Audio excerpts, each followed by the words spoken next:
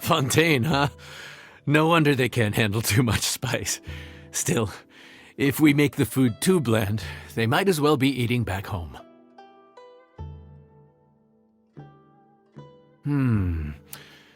There's this crab and shrimp stir-fry I know that could work.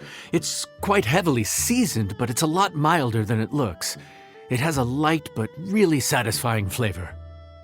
Ooh, that sounds perfect! What's it called? Well, this is where it gets interesting. They call it the Palace Jewels. The crab roe is supposed to look like pearls of gold, and the shrimp meat like chunks of jade. Here's the recipe. When you're ready, go ahead and give it a try.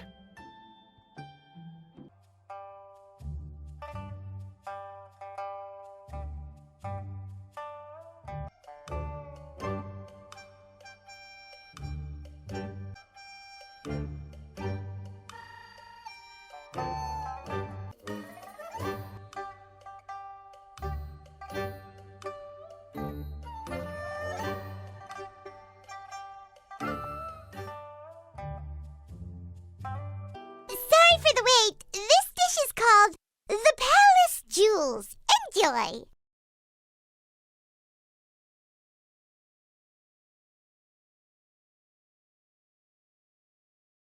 Hmm.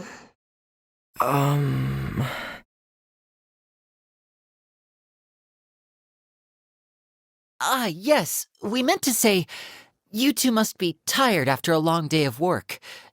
Do you want to eat with us?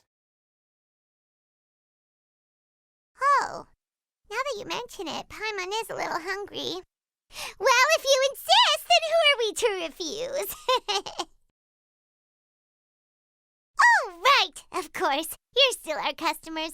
Why aren't you eating? The sauce looks a little overpowering. According to Liyue custom, it's probably good table manners to let someone else go first.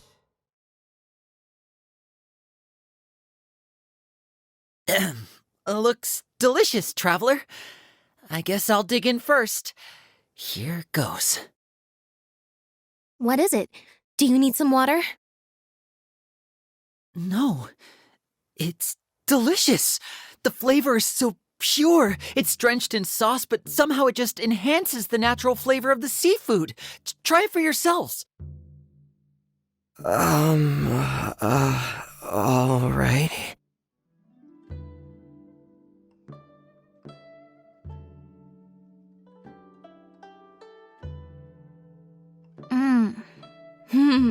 What is that?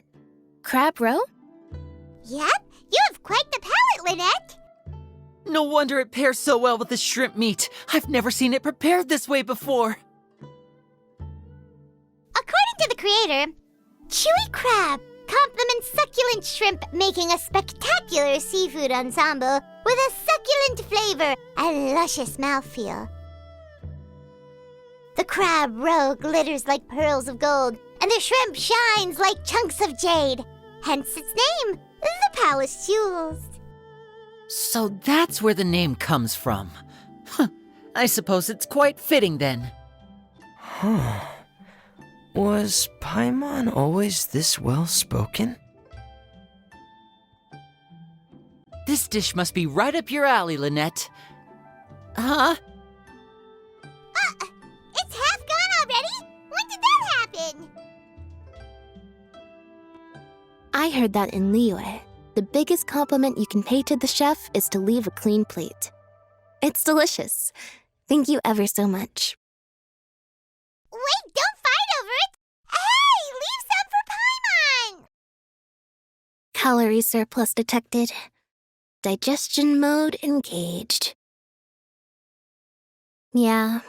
Well, Linny and I are usually careful about what we eat because we have to stay in performance shape. That, plus it's generally bad manners to overindulge at the dinner table. But once in a while, it's nice to treat yourself in the company of family. Besides, if I'd waited until my brothers were finished trying to out-polite each other, the food would have gone cold. Lynette's not usually so forthcoming about what she likes. But this time, well, she's expressed it in more ways than one. I guess you've rubbed off on her too. Or maybe your cooking is simply too delicious to resist. The next time our paths cross in Fontaine, you'll have to fire up your cooking skills for my other siblings as well. How does that sound, oh great master chef? Oh yeah? Well then, I'll have to clear my schedule. I think I'm finally getting the hang of chopsticks. Yeah. Well, Linny and Lynette picked it up in no time, but they're naturally dexterous. Unlike me, it's taken me a lot longer, but I'm slowly getting there.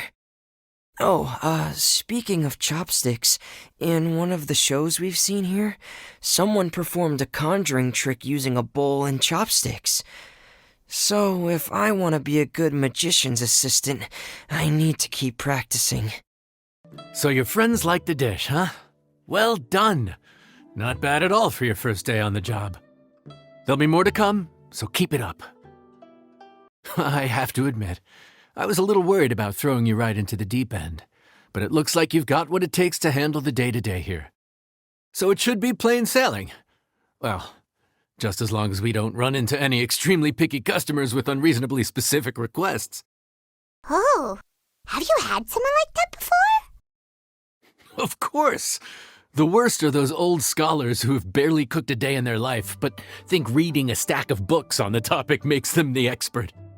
They criticize you for no reason, claiming your cooking method isn't faithful to the original, or that the flavor profile isn't authentic because you used an ingredient that wasn't in their beloved centuries-old version of the recipe. This is Wang Shuin. It does have the look and feel of a time-honored establishment.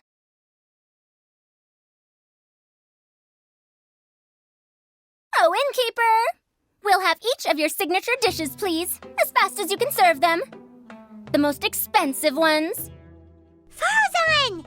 Oops, Madam Farazan. Oh my! Traveler, Paimon, whatever are you doing here? We could ask you the same thing. Where'd you suddenly get the funds to go sightseeing? And to order the most expensive things on the menu? I'm not here to sightsee. Exemplary scholars like myself are highly sought after by cruise operators in need of an onboard consultant as they travel the world. Madam Farazan, please, slow down. None of us slept last night. How come Madam Farazan still has so much energy? If she's really over 100 years old, I don't understand how she keeps going. It's all my fault. She's been like this ever since I told her I'd be paying the expenses. Layla! And Dory? Huh. Never would have bet on this combination.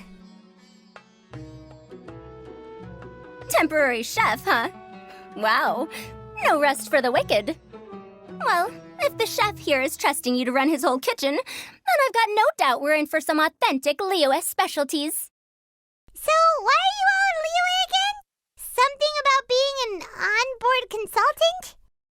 I got my hands on a new boat from Fontaine a while ago, equipped with cutting-edge navigation technology. If we manage to spread the word, it could have huge business potential. Right now, we're doing some test runs. We sailed from Port Ormos to Rito, then from Rito to Liyue Harbor.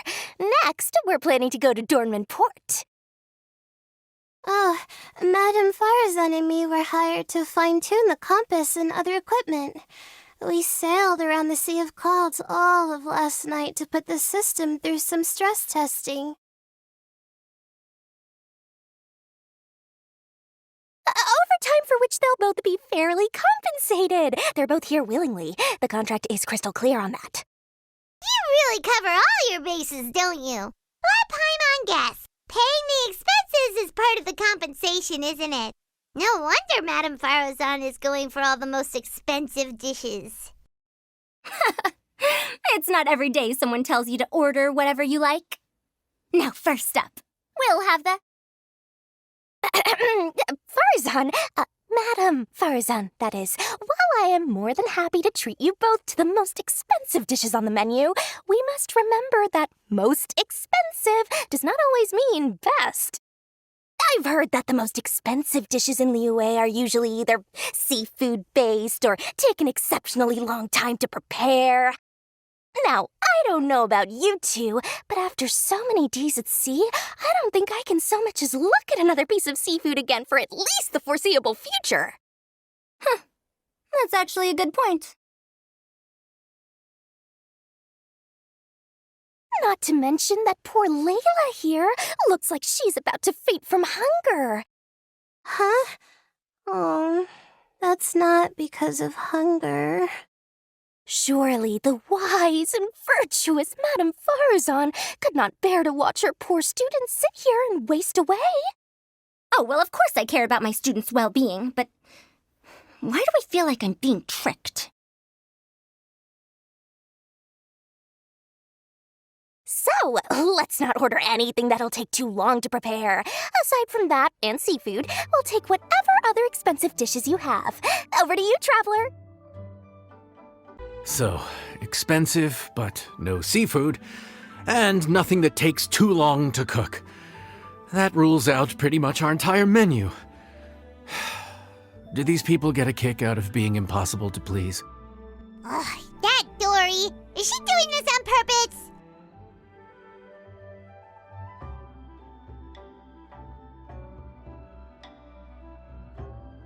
This isn't Liuli Pavilion or Xinhua Kiosk. This is Wangshu Inn.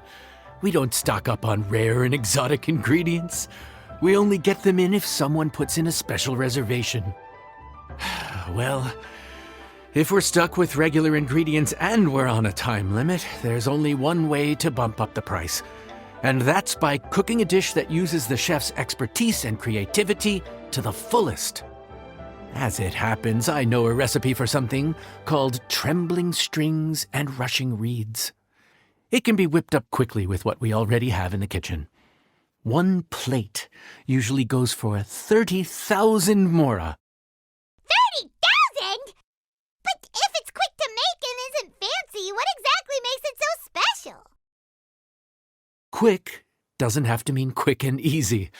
To perfect this dish, you need expert knife work and very precise control over the heat. You have to finely slice several different types of meat into fine threads, knead them together into strips, then gently stir-fry them in the pan. What you end up with is a whole variety of flavors that come through layer by layer. This dish is unique in offering a harmonious blend of multiple kinds of meat, all cooked to perfection, while still bursting with their own distinct flavors. Do it right, and you've got a culinary masterpiece in your hands. But if you botch it, it's just a bunch of meat thrown on a plate.